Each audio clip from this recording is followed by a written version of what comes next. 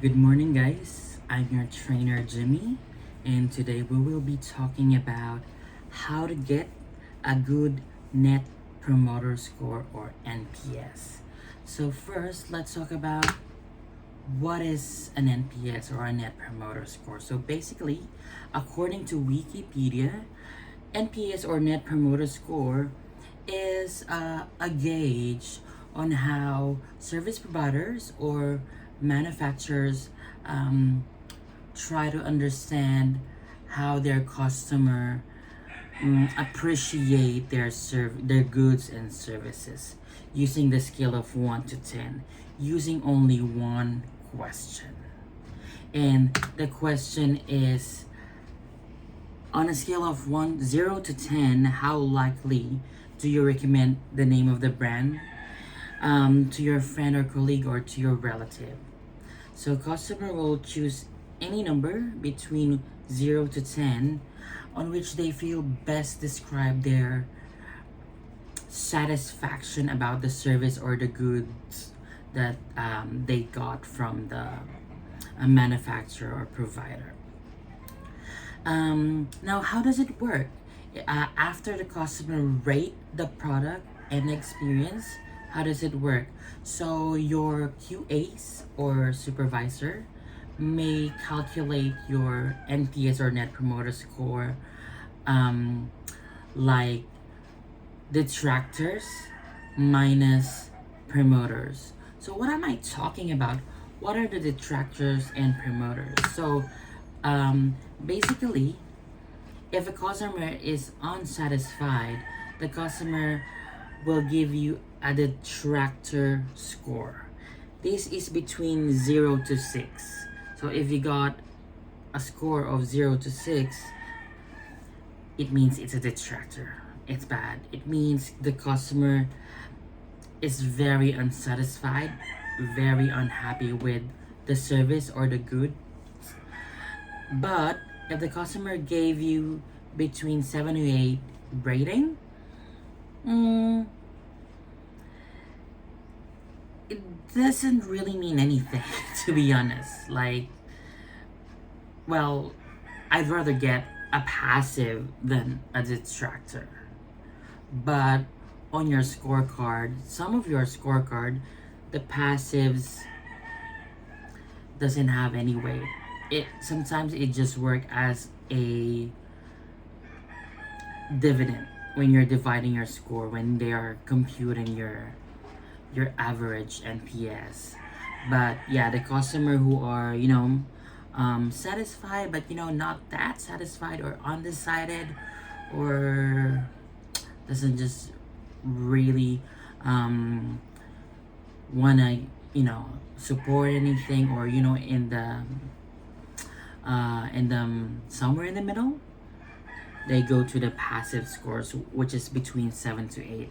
Now let's talk about the promoters, which is 9 and 10. You might be wondering why 9 and 10 only, while detractors is between 0 to 6. Well, the standard is being set by the telecommunications ombudsman in Australia.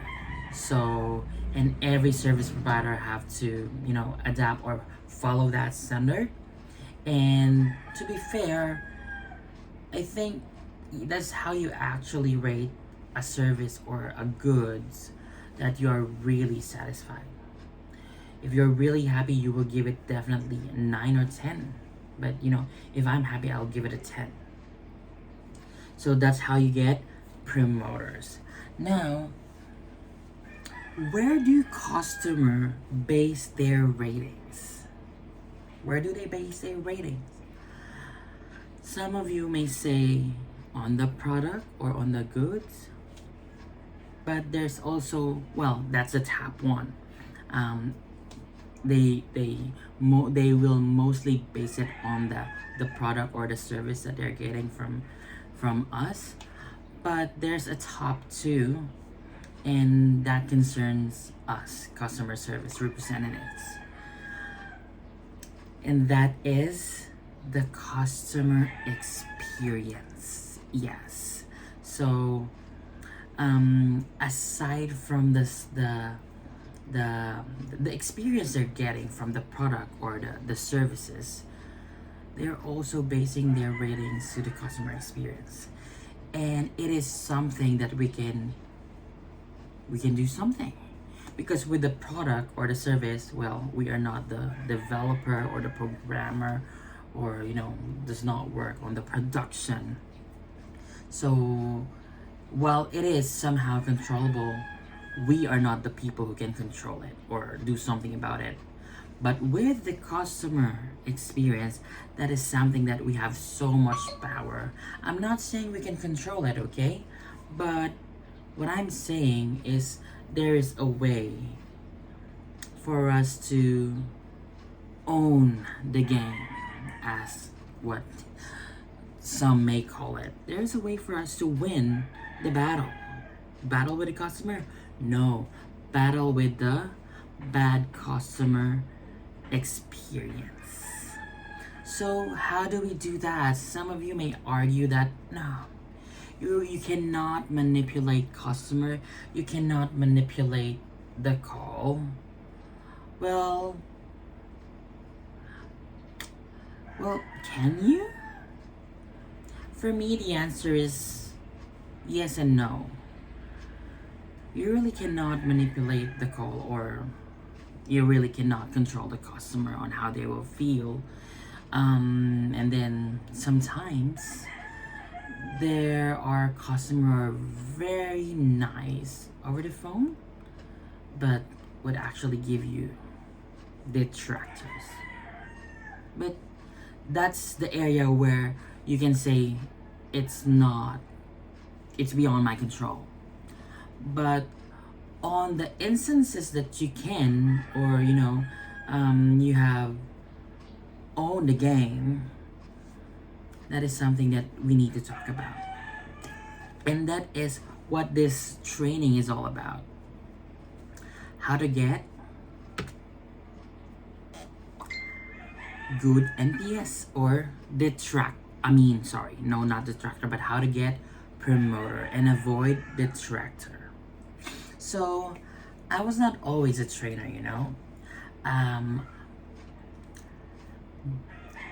Mostly of my experience, I was working as a customer service representative, and my trainers and my supervisors have taught me something that I would like to share with you guys. And that's what we called it back then, call mapping. What is call mapping? So I'll show you. I can show you more than I can tell you. So I have here a drawing. Well, it's not really a drawing, but yeah, a diagram. Forgive me with my diagram or drawing. So I'm trying to illustrate here a call recording.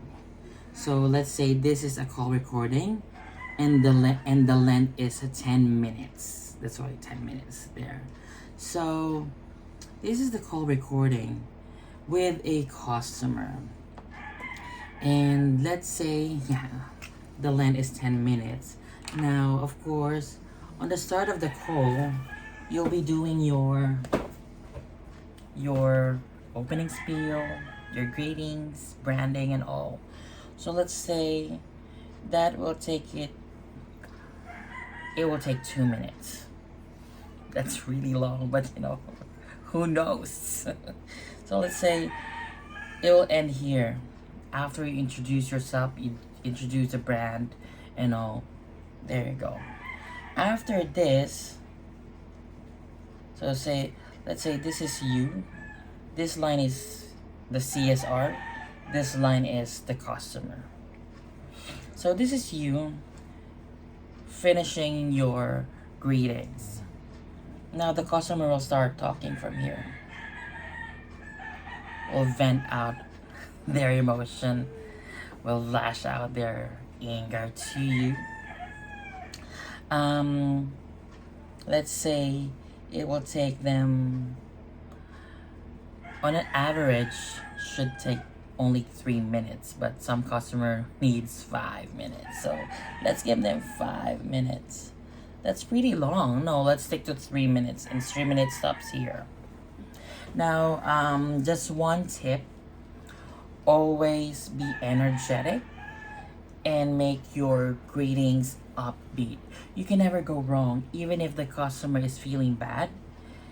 They should not take it against you if you started a call with a very energetic tone of voice and an upbeat greetings. Because you're introducing yourself, you are introducing your brand, you are making them aware of your state, like your emotion and your feelings and all. So you can never go wrong with an upbeat or a very energetic opening spiel, because that is how you will set the mood. That's gonna be your base. All right, so yeah, let's say you're done with the greeting, the customer went out. Now this is your chance to match the customer's facing. If the customer is sad, angry, or warm, yeah, some customers are warm, this is your chance to match them. Of course, you will respond you with your acknowledgement and your empathy. There, you start there. That is how you get them.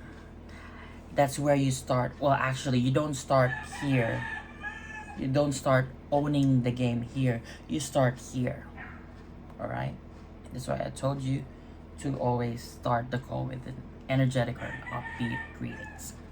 So this is your chance to turn things around. They are not happy. They have an issue. They are sad. Of course they need you. That's why they're calling you. So make them feel that you are here to help them. That give that very welcoming tone of voice. Make them feel warm by your words. Take note of all their concern, because most of the customer who's having an issue with the goods or services was not able to organize their concern, was not able to list it down. So it's gonna be you who have to sort things out. Which one is more urgent? Which issue needs to be addressed first? And which issue should be on the bottom of the list? So if you do that, and after you explain that to them, you will gain their trust.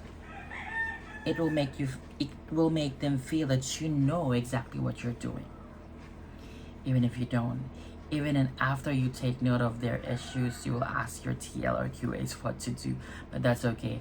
As long as you're making them feel that you are organized, you are taking note of their issues, it will make them feel that you can handle them very well. So that's how you get their trust.